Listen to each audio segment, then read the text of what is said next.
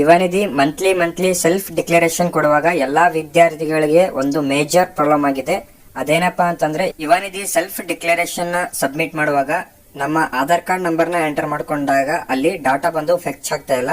And ಈ ರೀತಿ ನಿಮ್ಗೆ one of the field is missing ಅಂತ ಬರ್ತಾ ಇದೆ. ಎಲ್ಲಾ ವಿದ್ಯಾರ್ಥಿಗಳಿಗೆ ಇದೇ ಪ್ರಾಬ್ಲಮ್ ಆಗ್ತಾ ಇದೆ. ಲಿಟ್ರಲಿ 1000ಕ್ಕೂ ಹೆಚ್ಚು ಕಾಮೆಂಟ್ಸ್ ಗಳು ಇದೇ ಪ್ರಾಬ್ಲಮ್ ಆಗಿರುತ್ತೆ. ಎಲ್ಲಾ ವಿದ್ಯಾರ್ಥಿಗಳಿಗೂ ಈ ರೀತಿ ಪ್ರಾಬ್ಲಮ್ ಆಗ್ತಾ ಇದೆ. ಸೊ ಅದಕ್ಕೋಸ್ಕರ ಈ ಒಂದು ವಿಡಿಯೋ ಅಲ್ಲಿ ಈ ಒಂದು ಪ್ರಾಬ್ಲಮ್ ನ ಹೇಗೆ ಸಾಲ್ವ್ ಮಾಡೋದು ಹಾಗೂ ಈ ಒಂದು ಪ್ರಾಬ್ಲಮ್ ಯಾಕೆ ಆಗ್ತಾ ಇದೆ ಎಲ್ಲಾ ವಿದ್ಯಾರ್ಥಿಗಳಿಗೆ ಅಂತ ನೋಡೋಣ.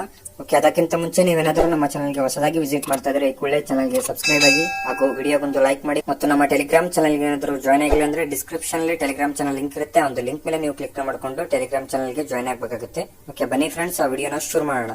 ಓಕೆ, ಮೊದಲಿಗೆ ಸೇವಾ ಸಿಂಧು ಪೋರ್ಟಲ್ ಓಪನ್ ಮಾಡ್ಕೊಳ್ಳಿ. ಸೇವಾ ಸಿಂಧು ವೆಬ್ಸೈಟ್ ಲಿಂಕ್ ನಾನು ಡಿಸ್ಕ್ರಿಪ್ಷನ್ ಅಲ್ಲಿ ಕೊಟ್ಟಿರ್ತೀನಿ. ಆ ಒಂದು ಲಿಂಕ್ ಮುಖಾಂತರ ನೀವು ಲಾಗಿನ್ ಆಗಬಹುದು. ಓಕೆ, ಓಪನ್ ಮಾಡ್ಕೊಂಡಾಗ ನೀವು ಇಲ್ಲಿ ನಿಮ್ಮ ಮೊಬೈಲ್ ನಂಬರ್ ಹಾಗೂ ನಿಮ್ಮ ಪಾಸ್ವರ್ಡ್ ನ ಎಂಟರ್ ಮಾಡ್ಕೊಂಡ್ಬಿಟ್ಟು ಲಾಗಿನ್ ಆಗಬೇಕಾಗುತ್ತೆ. ಸಿಂಪ್ಲಿ ಇಲ್ಲಿ ಮೊಬೈಲ್ ನಂಬರ್ ನ ಎಂಟರ್ ಮಾಡ್ಕೊಳ್ಳಿ. ಮೊಬೈಲ್ ನಂಬರ್ ನ ಎಂಟರ್ ಮಾಡ್ಕೊಂಡು ಕೆಳಗಡೆ ಪಾಸ್ವರ್ಡ್ ನ ಎಂಟರ್ ಮಾಡ್ಕೊಳ್ಳಿ. ಪಾಸ್ವರ್ಡ್ ನ ಎಂಟರ್ ಮಾಡ್ಕೊಂಡು ಇಲ್ಲಿ ಕೊಟ್ಟಿರುವಂತ ಕ್ಯಾಪ್ಚನ್ ಎಂಟರ್ ಮಾಡ್ಕೊಳ್ಳಿ. ಕ್ಯಾಪ್ಚನ್ ಎಂಟರ್ ಮಾಡ್ಕೊಂಡು ಕೆಳಗಡೆ ಸಬ್ಮಿಟ್ ಮೇಲೆ ನೀವು ಕ್ಲಿಕ್ ಮಾಡ್ಕೋಬೇಕಾಗುತ್ತೆ.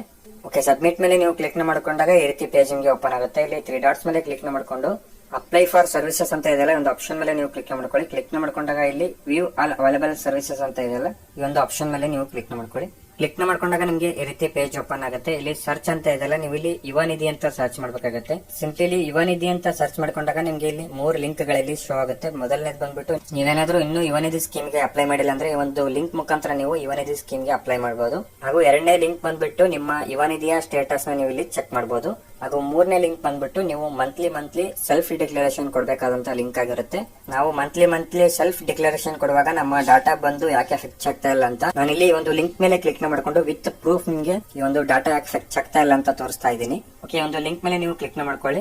ಓಕೆ, ಲಿಂಕ್ ಮೇಲೆ ನೀವು ಕ್ಲಿಕ್ ಮಾಡ್ಕೊಂಡಾಗ ನಿಮ್ಗೆ ಈ ರೀತಿ ಪೇಜ್ ಓಪನ್ ಆಗುತ್ತೆ. ಇಲ್ಲಿ ಮೊದಲನೇದಾಗಿ ಆಧಾರ್ ನಂಬರ್ ಅಂತ ಇದೆಯಲ್ಲ ನಿಮ್ಮ ಆಧಾರ್ ಕಾರ್ಡ್ ನಂಬರ್ ನ ನೀವು ಇಲ್ಲಿ ಎಂಟರ್ ಮಾಡಬೇಕಾಗುತ್ತೆ. ಆಧಾರ್ ಕಾರ್ಡ್ ನಂಬರ್ ನ ಎಂಟರ್ ಮಾಡ್ಕೊಂಡ ತಕ್ಷಣ ನಿಮ್ಗೆ ನಿಮ್ಮ ಆಧಾರ್ ಕಾರ್ಡ್ ಗೆ ಲಿಂಕ್ ಇರುವಂತ ಮೊಬೈಲ್ ನಂಬರ್ ಒಂದು OTP ಬರುತ್ತೆ. ಆ ಒಂದು OTP ನ ನೀವು ಇಲ್ಲಿ ಎಂಟರ್ ಮಾಡ್ಕೊಂಡು ಕೆಳಗಡೆ ವ್ಯಾಲಿಡೇಟ್ ಮೇಲೆ ನೀವು ಕ್ಲಿಕ್ ಮಾಡ್ಕೋಬೇಕಾಗುತ್ತೆ.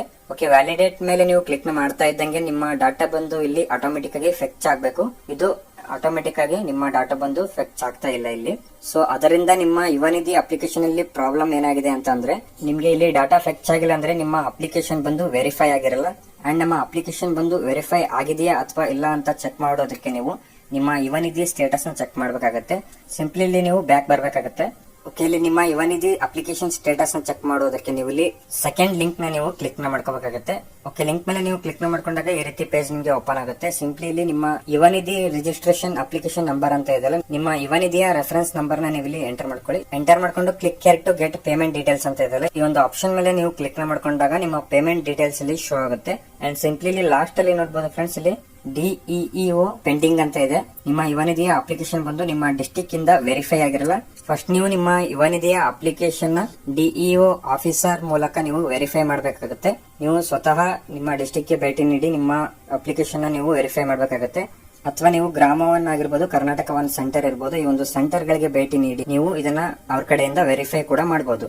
ಇಲ್ಲಿ DEO ಆಫೀಸರ್ ಕಡೆಯಿಂದ ನಿಮ್ಮ ಅಪ್ಲಿಕೇಶನ್ ಬಂದು ವೆರಿಫೈ ಆದ್ರೆ ನಿಮ್ಮ ಸೆಲ್ಫ್ ಡಿಕ್ಲರೇಷನ್ ಬಂದು ಆಟೋಮೆಟಿಕ್ ಆಗಿ ಕಂಪ್ಲೀಟ್ ಆಗುತ್ತೆ. ನಿಮ್ಗೆ ಮುಂದೆ ಸೆಲ್ಫ್ ಡಿಕ್ಲರೇಷನ್ ನ ಸಬ್ಮಿಟ್ ಮಾಡೋದಕ್ಕೆ ಯಾವುದೇ ಪ್ರಾಬ್ಲಮ್ ಆಗಲ್ಲ. ಸೊ ಅದಕ್ಕೋಸ್ಕರ ಮೊದಲು ನೀವು ಈ ಒಂದು ವೆರಿಫೈ ಸ್ಟೇಟಸ್ ನ ಚೆಕ್ ಮಾಡ್ಕೊಂಡು ನಿಮ್ಮ ಅಪ್ಲಿಕೇಶನ್ ನ ಬಂದು ವೆರಿಫೈ ಮಾಡಬೇಕಾಗುತ್ತೆ. ನಾನು ಆಗ್ಲೇ ಹೇಳಿರುವಾಗ ನೀವು ಗ್ರಾಮವನ್ನ ಅಥವಾ ಕರ್ನಾಟಕ ಒನ್ ಸೆಂಟರ್ ಗೆ ಭೇಟಿ ನೀಡಿ ಅಲ್ಲಿಯ ಮುಖಾಂತರ ನೀವು ವೆರಿಫೈ ನ ಮಾಡಬೇಕಾಗುತ್ತೆ. ಸೊ ಮೊದಲು ನೀವು ಈ ಒಂದು ಸ್ಟೇಟಸ್ ನ ವೆರಿಫೈ ಮಾಡ್ಕೊಳ್ಳಿ. ಅದಾದ್ಮೇಲೆ ನಿಮ್ಮ ಸೆಲ್ಫ್ ಡಿಕ್ಲರೇಷನ್ ನ ಸಬ್ಮಿಟ್ ಮಾಡಿ ಆರಾಮಾಗಿ ಸಬ್ಮಿಟ್ ಆಗುತ್ತೆ. ಅಂಡ್ ನಮ್ಮ ಫ್ರೆಂಡ್ ಕೂಡ ಇದೇ ರೀತಿ ಪ್ರಾಬ್ಲಮ್ ಆದಾಗ ನಾನು DEO ಆಫೀಸರ್ ಕಡೆಯಿಂದ ವೆರಿಫೈ ಮಾಡಿ ಸೆಲ್ಫ್ ಡಿಕ್ಲರೇಷನ್ ನ ಸಬ್ಮಿಟ್ ಮಾಡಿದಾಗ ಅವರ ಒಂದು ಯುವ ನಿಧಿ ಸೆಲ್ಫ್ ಡಿಕ್ಲರೇಷನ್ ಬಂದು ಕಂಪ್ಲೀಟ್ ಆಗಿದೆ. ಸ್ಕ್ರೀನ್ ಮೇಲೆ ನೀವು ಅವರ ಸೆಲ್ಫ್ ಡಿಕ್ಲರೇಷನ್ PDF ನೋಡಬಹುದು. ಮೊದಲು ನಿಮ್ಮ ಅಪ್ಲಿಕೇಶನ್ ನ ವೆರಿಫೈ ಮಾಡ್ಕೊಂಡು ನೀವು ಸೆಲ್ಫ್ ಡಿಕ್ಲರೇಷನ್ ನ ಕಂಪ್ಲೀಟ್ ಮಾಡಬಹುದು. ಆಟೋಮೆಟಿಕ್ ಆಗಿ ಅದು ಕಂಪ್ಲೀಟ್ ಆಗುತ್ತೆ. ಓಕೆ, ಐ ಹೋಪ್ ಈ ಒಂದು ವಿಡಿಯೋ ನಿಮಗೆ ಇಷ್ಟ ಆಗಿದೆ ಅನ್ಕೊಳ್ತೀನಿ. ಈ ವಿಡಿಯೋ ಏನಾದರೂ ಇಷ್ಟ ಆದ್ರೆ ವಿಡಿಯೋಗೊಂದು ಲೈಕ್ ಮಾಡಿ ಮತ್ತು ಚಾನೆಲ್ ಏನಾದರೂ ಇನ್ನೂ ಸಬ್ಸ್ಕ್ರೈಬ್ ಆಗಿಲ್ಲ ಅಂದ್ರೆ ಸಬ್ಸ್ಕ್ರೈಬ್ ಆಗಿ ಅಂತ ಹೇಳ್ತಾ ಮತ್ತೆ ಸಿಗೋಣ ಮುಂದಿನ ವಿಡಿಯೋ ಅಲ್ಲಿ. ಥ್ಯಾಂಕ್ ಯು.